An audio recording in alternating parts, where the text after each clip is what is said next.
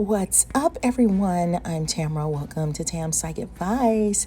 Today, we're going to talk about the ISTJ and the ESFP and why I'm calling them private types. One of them seems quite obvious, right? The ISTJ seems obviously private in many ways, but the ESFP, not necessarily. So let's start with the ISTJ.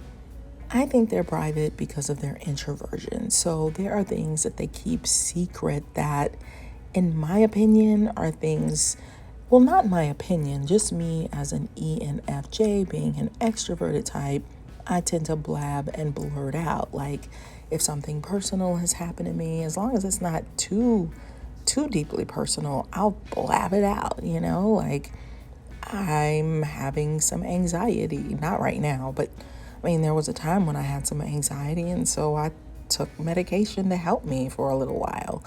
To me, it's like, okay, no big deal. I can see why somebody would want to keep that private, but some things that ISTJs keep private are a little perplexing to me at times. And the reason I say that is because I have an ISTJ sister, and some things she doesn't disclose, I think, are things that would really help.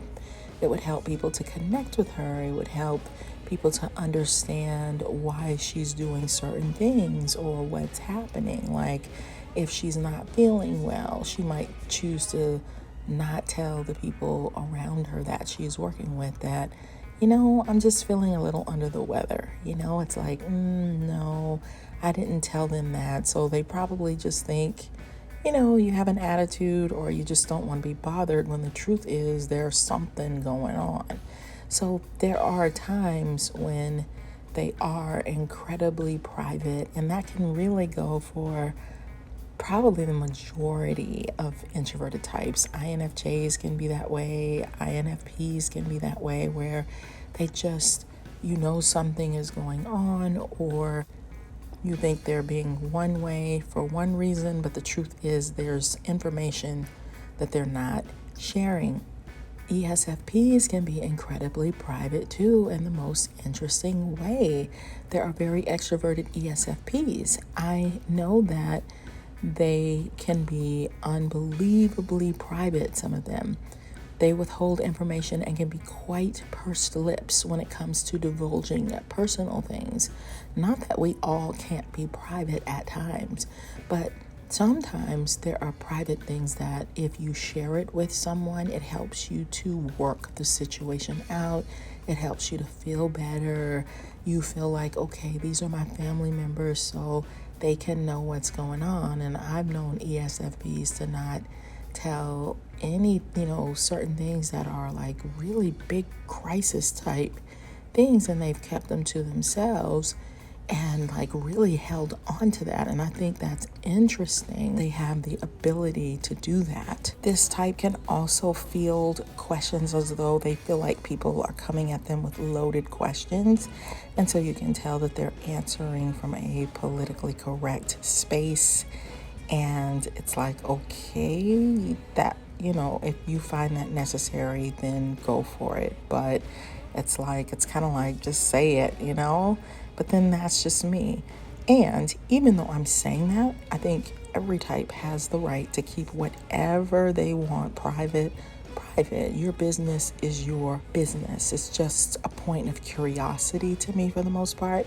Now, most ESFPs, no, not most, because ESFPs are one of those types where you're going to get a million versions because there's so many of them. There is a huge number of them who will blurt out everything. Like they will share everything. They're very open. They're not very private. Like they'll just tell you whatever. And so that's why they're easy to engage with and connect with. So there are ESFPs that are the total opposite of private.